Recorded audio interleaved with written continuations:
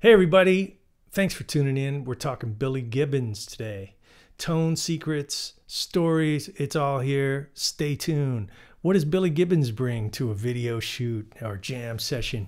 Stay tuned to find out. I'll tell you.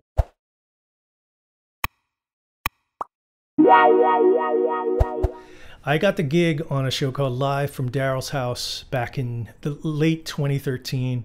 That's where I met Billy, and it was because of Daryl Hall working on his show. I've worked with so many great artists because of Daryl and with Daryl.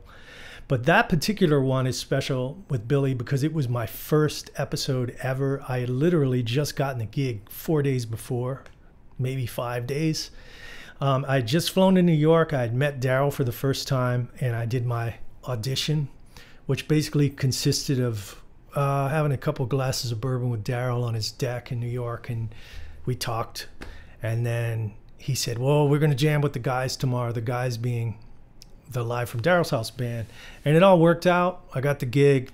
His manager, Jonathan, called me and said, okay, turn your phone on tomorrow. Make sure you're near because you're going to get some phone calls, a lot of phone calls, right? Because we're taping next week. First phone call I got, Billy Gibbons. And I've been a fan for a long time, you know, but when you get a gig like this, you can't fanboy and you have to be professional. And so my job was to get Billy to do certain songs and come up with the set lists. And Billy was super cool. And one common ground we found right away is when he called me, he goes, Terrio, are you from Louisiana? That's a Cajun name. I said, yeah, Billy, I'm from Louisiana. I know a little bit about the Warehouse. Okay, now the Warehouse. Come with me for a minute down this little rabbit hole. The Warehouse was a very, very famous rock club, but it was literally a warehouse that was converted by these college guys in the 70s and 80s in New Orleans. Very famous place. Everybody from Jeff Beck and Frank Zappa and Deep Purple and the Doors' last recorded performance. Allman Brothers were sort of the unofficial house band there for New Year's Eve. Anyway, ZZ Top recorded a little record you might know called Fandango there, okay? At least half of it. Half of the record is studio, but half is live. And that's where, Tush and Nasty Dogs and Funky Kings, Jailhouse Rock. I used to listen. My uncle gave me a copy of that record when I was a kid. And I listened to Jailhouse Rock so many times, and it sounds like that amp's on fire, about to, it's just unbelievable, that tone, The amps are like, begging for mercy, crying. But anyway, so Billy, loved New Orleans, all these stories. We knew a couple of the same people. We hit it off. He's asked me about Casamento's oysters on Magazine Street. Yeah, it's all around my house down there. So a few days later, we're all in New York, and I meet Billy in person. And I go, hey, Billy, I'm Shane. Hey, yeah. And he goes to shake my hand, and I feel it puts something in my hand. He puts these dice. I think he gave all of us a pair of dice.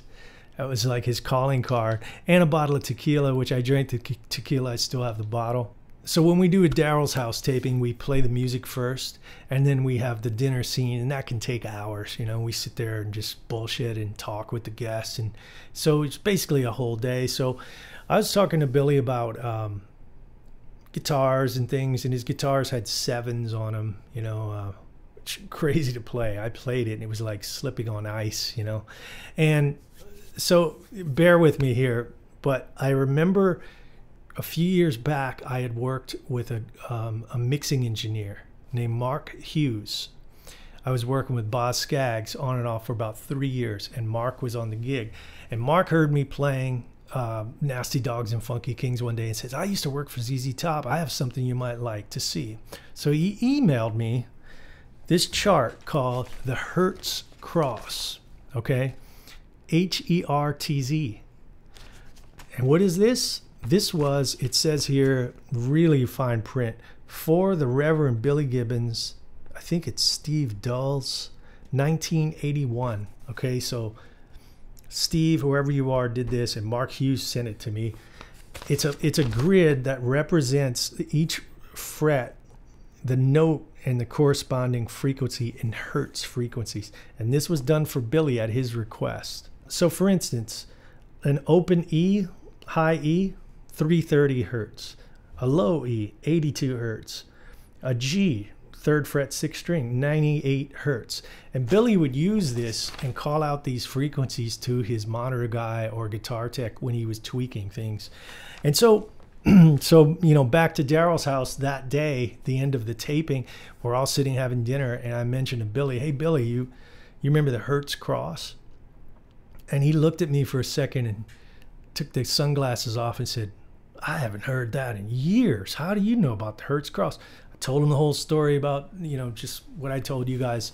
And he said, would you be so kind to, you know, email me a copy? So I did.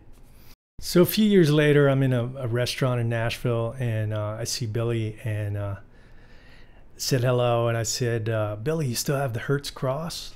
And he leaned over, pulled out his wallet, and he pulls out this laminated card. He goes, why, yes, I do. Would you like a copy? And he had made all these laminated copies of the Hertz Cross. So it's pretty important to him. The point is here, I think you see how a tone king like Billy Gibbons knows what's going on up here. He knows frequencies. I saw it firsthand.